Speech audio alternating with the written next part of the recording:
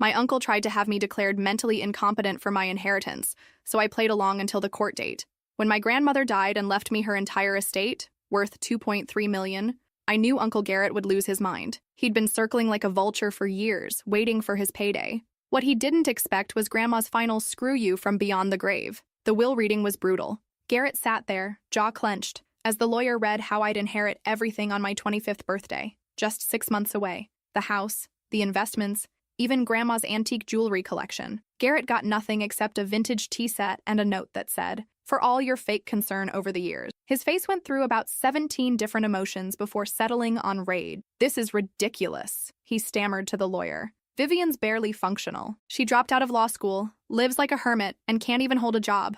The lawyer, Mr. Henderson, adjusted his glasses. "The will is ironclad, Mr. Walsh. Your mother was of sound mind when she drafted it."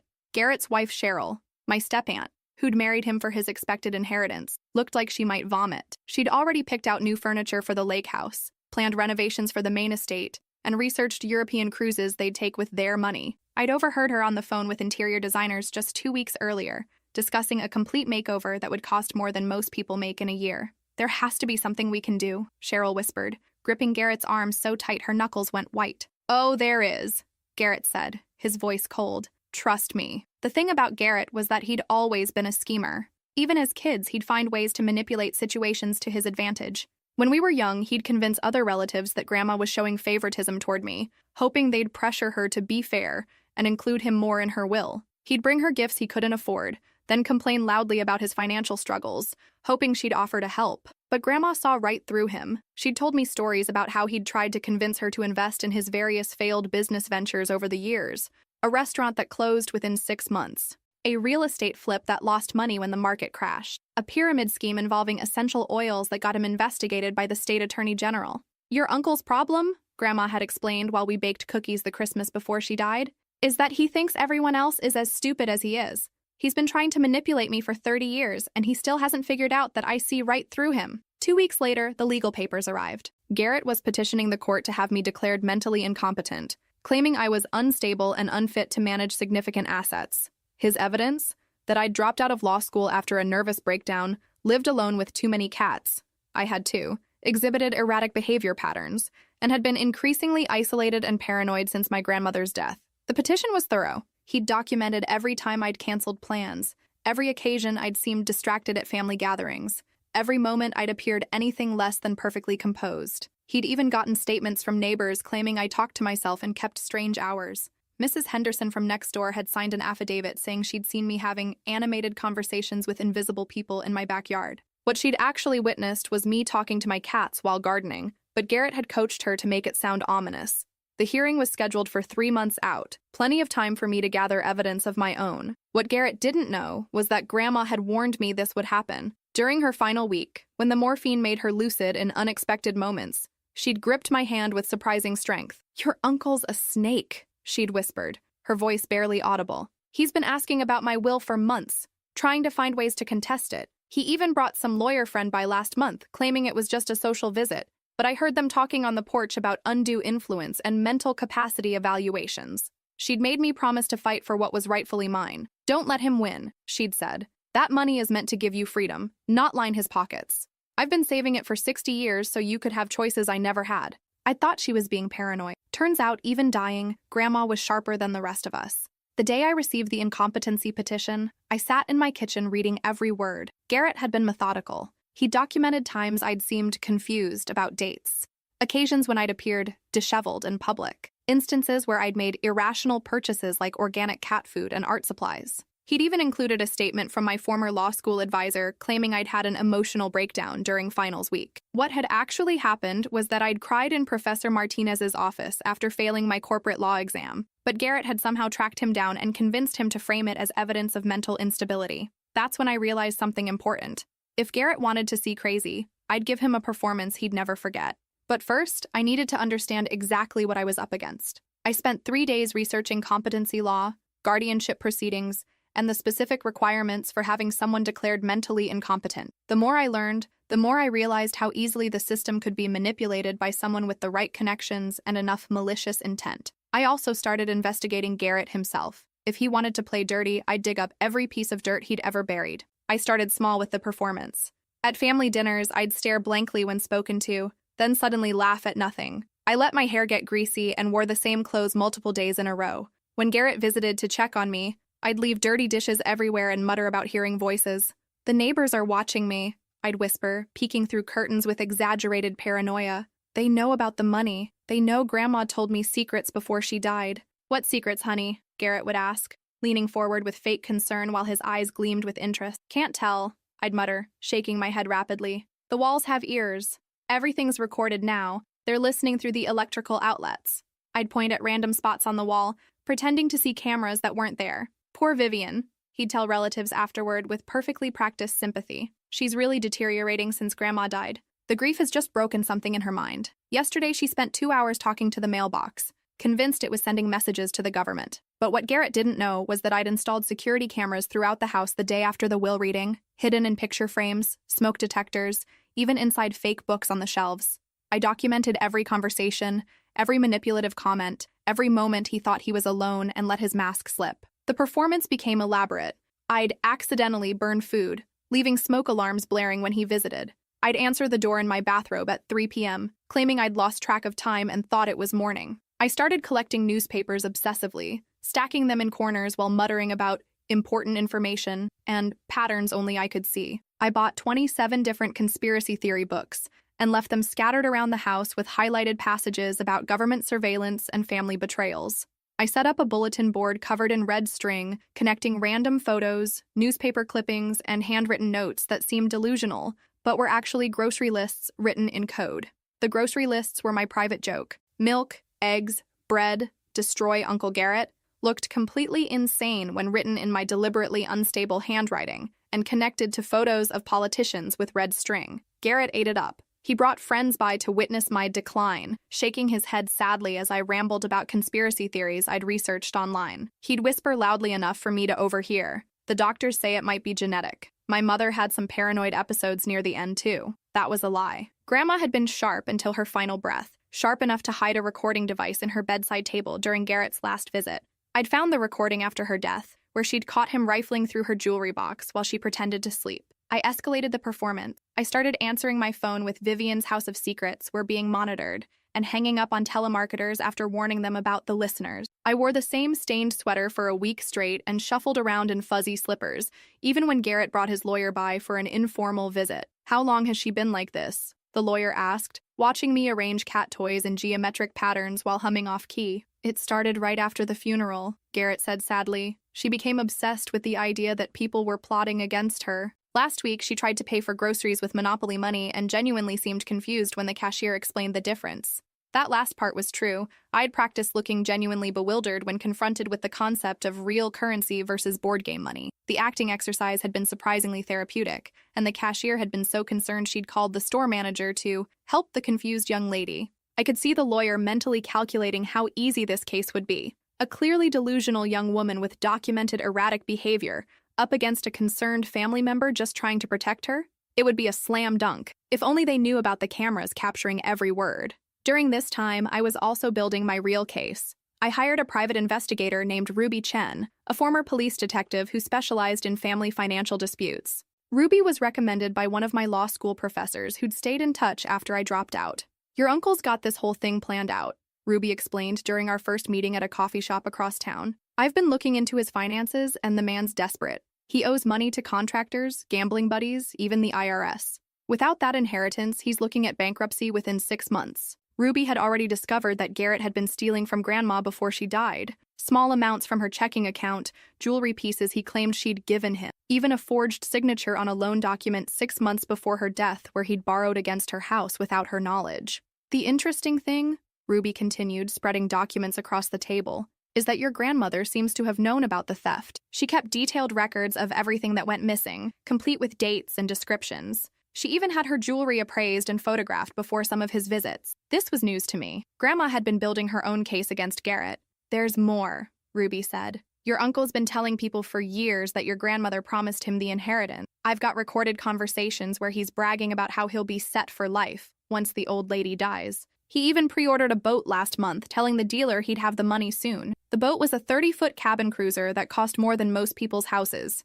Garrett had apparently put down a $50,000 deposit and told the dealer his inheritance would come through any day now. Ruby also discovered that Garrett had approached several other family members, trying to get them to support his competency claim. He'd offered my cousin Derek $10,000 to testify that I'd seemed unstable at Christmas dinner. Derek had recorded the conversation and sent it to Ruby. "Your uncle's not just greedy," Ruby explained. "He's sloppy. He's leaving evidence everywhere because he's so confident this will work." The real breakthrough came when Garrett brought Dr. Morrison to examine me, a psychiatrist who apparently owed Garrett money from their weekly poker games. Ruby had discovered this connection through her police contacts.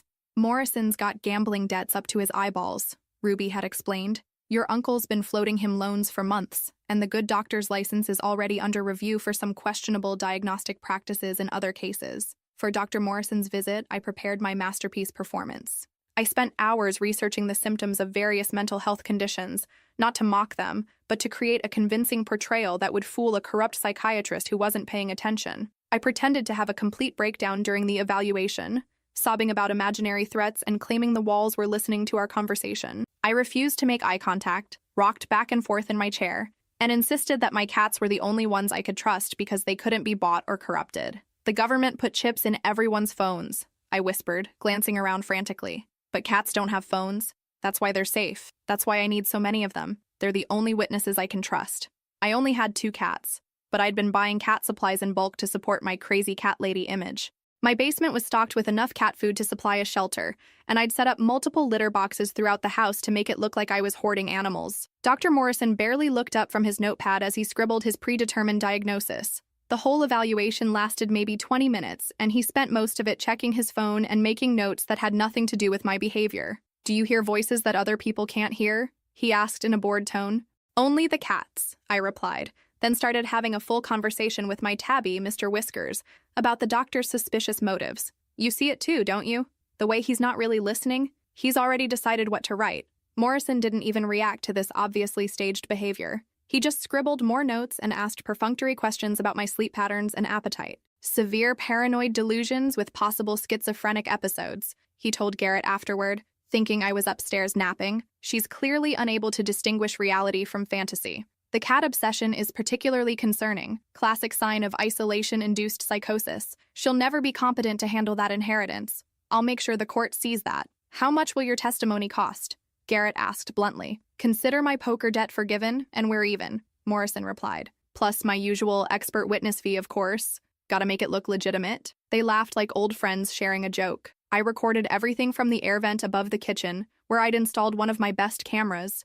Meanwhile, Ruby was uncovering more evidence of Garrett's desperation and criminal behavior. We discovered he'd been living off credit for the past 5 years, using one credit card to pay another in an endless cycle that was about to collapse. "Your uncle's been telling creditors that he's expecting a large inheritance," Ruby explained during one of our weekly updates. "He's used that story to get extensions on loans, advance payments from contractors, even convinced his mortgage company to defer payments for 6 months. The web of lies was staggering. Garrett had promised the same inheritance money to a dozen different creditors. When the will reading revealed he wasn't getting anything, his entire financial house of cards would collapse. "There's something else," Ruby said, pulling out another folder. "I found evidence that your uncle tried this same scam with his grandfather 15 years ago. Different circumstances, but the same basic approach. Claim the heir is mentally incompetent, get yourself appointed guardian, control the money." The grandfather case had failed because other family members had intervened, but it showed that Garrett's current scheme wasn't a desperate last-minute idea.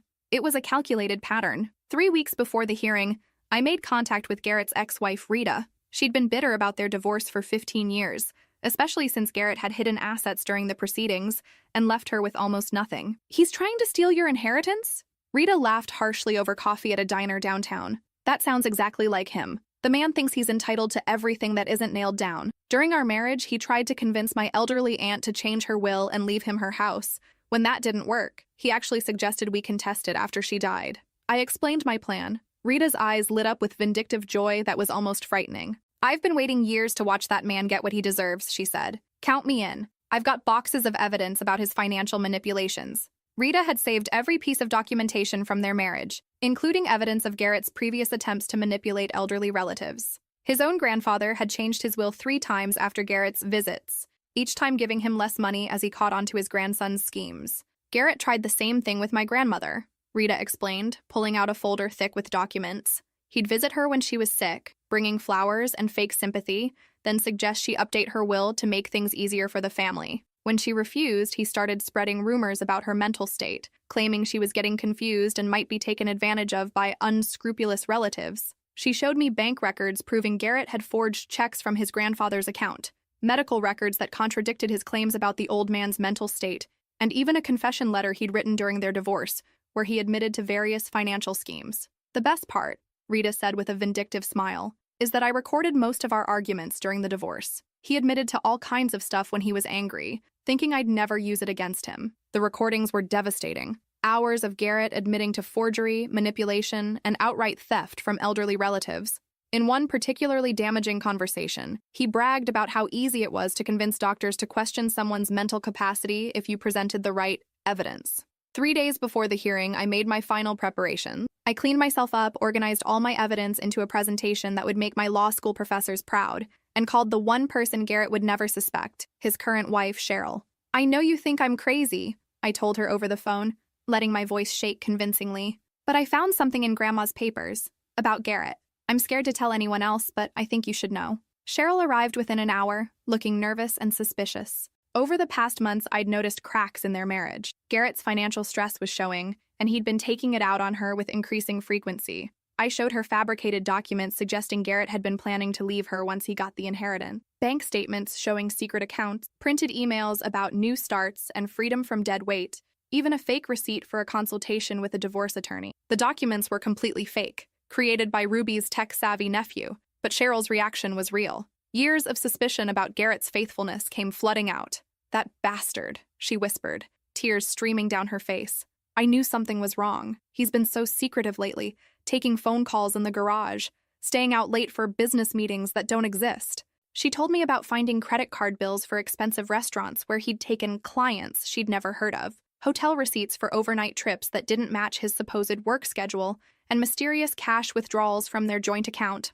I comforted her while secretly recording our conversation. By the time she left, Cheryl had agreed to testify about Garrett's financial desperation and his comments about doing whatever it takes to get Grandma's money. He said your grandmother was a selfish old bat for not leaving him anything, Cheryl admitted. He said she'd lost her mind and didn't understand what family meant. He even joked about having her declared incompetent before she died, but said it was too late because she'd already made the will. This was perfect evidence of premeditation. There's something else, Cheryl continued, her voice dropping to a whisper. Last week, he brought home some medical forms and asked me to sign them as a witness. He said they were just routine paperwork, but when I looked closer, they were requests for your medical records from various doctors. He forged your signature on the authorization forms. This was a federal crime. Garrett had committed medical privacy violations to build his case against me. The morning of the court date, I walked into that courtroom looking like a completely different person. Clean, composed, wearing a sharp business suit I'd hidden in my closet for months. My hair was professionally styled, my makeup perfect. I looked every inch the competent law school graduate I actually was. Garrett's face went white when he saw me. He leaned over to whisper frantically to his lawyer, who looked equally confused. What happened to her? I heard him hiss. She was completely out of it yesterday. His lawyer, a sleazy-looking man named Patterson who specialized in questionable guardianship cases, tried to recover quickly. Sometimes people with mental illness can have moments of clarity, he whispered back. It doesn't change the underlying pathology, but I could see the doubt creeping into his eyes. The hearing began with Patterson presenting Garrett's case. He called several witnesses who testified to my supposed erratic behavior over the past months. Mrs. Henderson from next door repeated her story about the animated conversations with invisible people. Dr. Morrison gave his rehearsed testimony about paranoid delusions and cognitive decline. The subject exhibits classic signs of paranoid schizophrenia, Morrison told the judge confidently. She's unable to distinguish reality from fantasy and poses a danger to herself if left unsupervised. Her obsession with cats is particularly concerning, as is her belief that she's being monitored by government agencies. He presented his notes from our session, complete with fabricated quotes and exaggerated symptoms. In my professional opinion, Morrison concluded, Ms. Walsh is wholly incompetent to manage her own affairs, let alone a significant inheritance. She requires immediate guardianship and potentially long-term institutional care. The judge, an elderly man named Harrison, who'd been on the bench for 30 years, listened carefully to each witness. I could see him taking notes, occasionally glancing at me with what looked like concern. Then it was my turn. I stood up, walked to the judge's bench with perfect posture, and handed over a flash drive containing everything I'd gathered. Your Honor, I'd like to present evidence that this entire petition is fraudulent.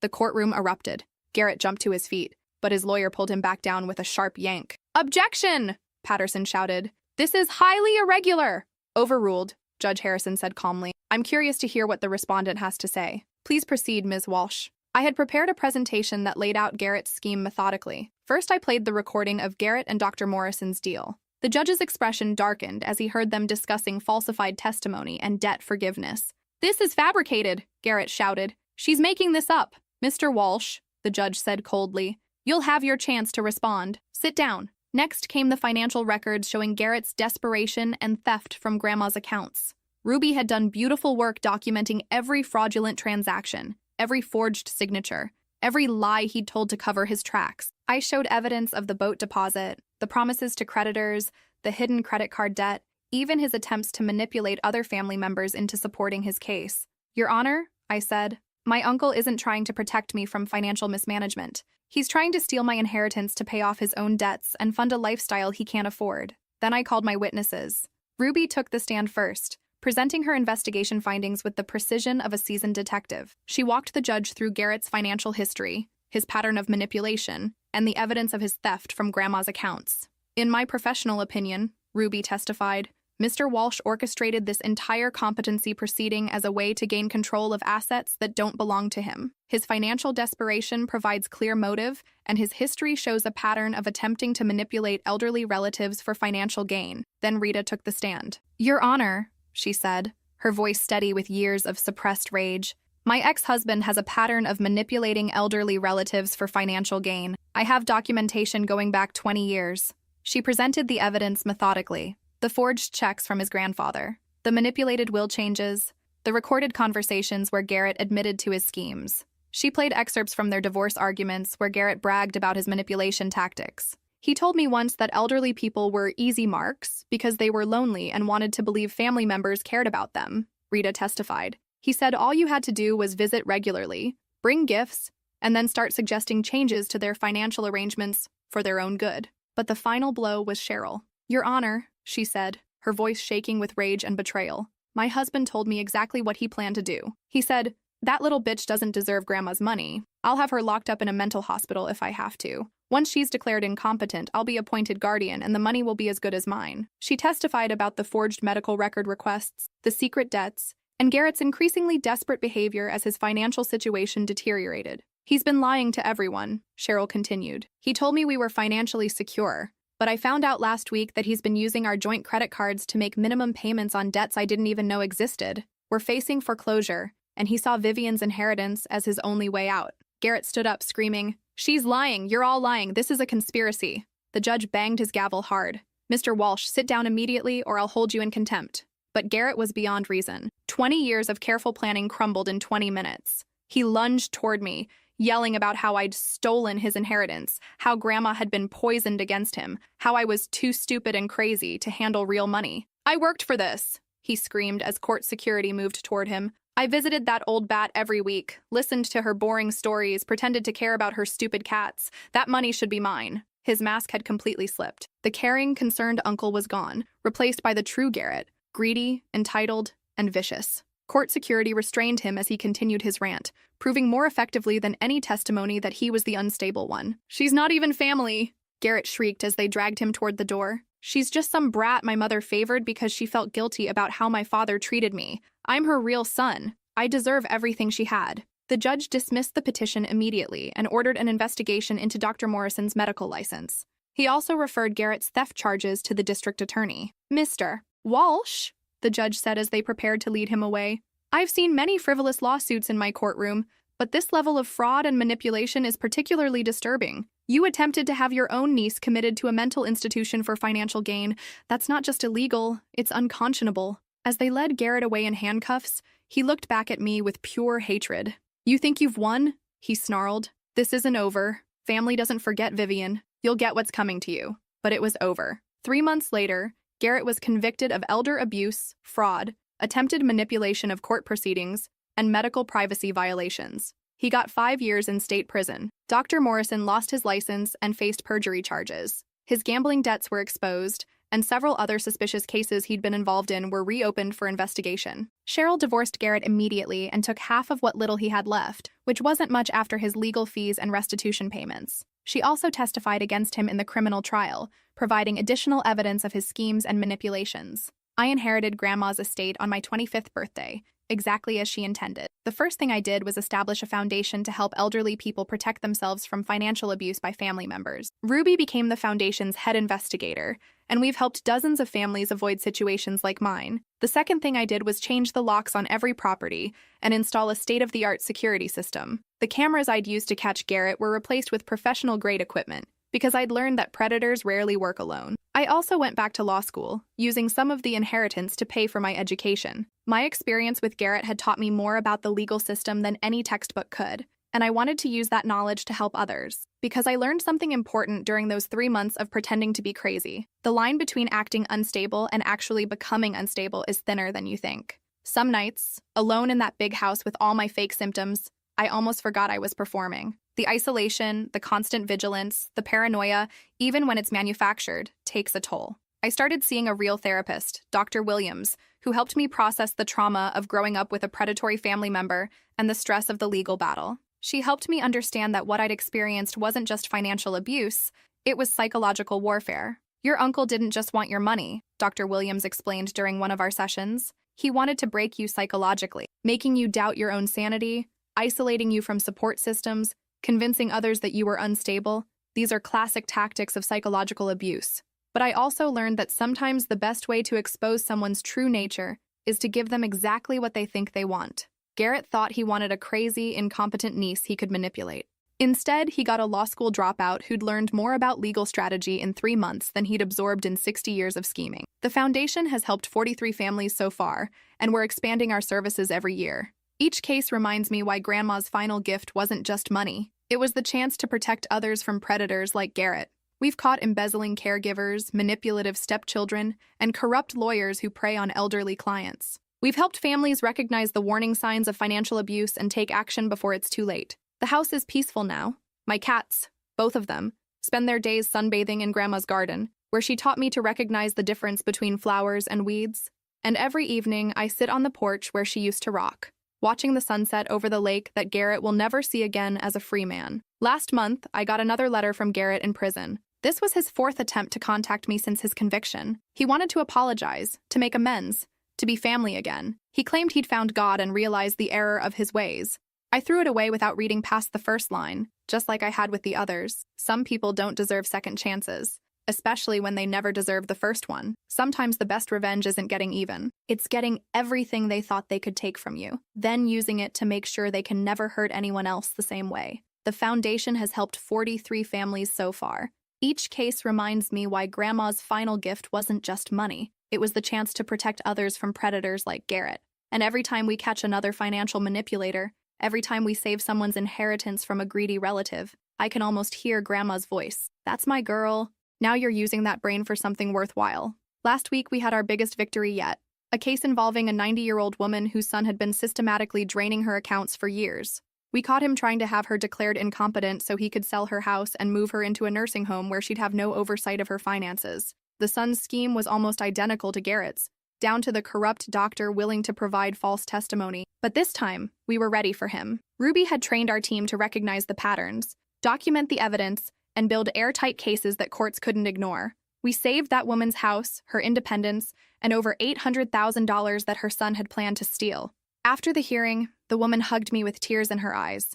"Thank you for believing me," she whispered. "No one else would listen." That's when I knew Grandma would be proud. Her money wasn't just securing my future. It was protecting families from the kind of predator who had tried to destroy us both. The irony isn't lost on me. Garrett spent years trying to convince people I was mentally incompetent, but his actions proved he was the one who couldn't distinguish right from wrong, reality from fantasy, or love from greed. Now, 3 years later, I'm a practicing attorney specializing in elder law and family financial abuse. I have a successful practice, a beautiful home, and the satisfaction of knowing that Garrett's scheme not only failed, it led to a career that's the exact opposite of everything he represents. Sometimes the best revenge isn't getting even. It's getting everything they thought they could take from you, then using it to make the world a little bit safer from people like them.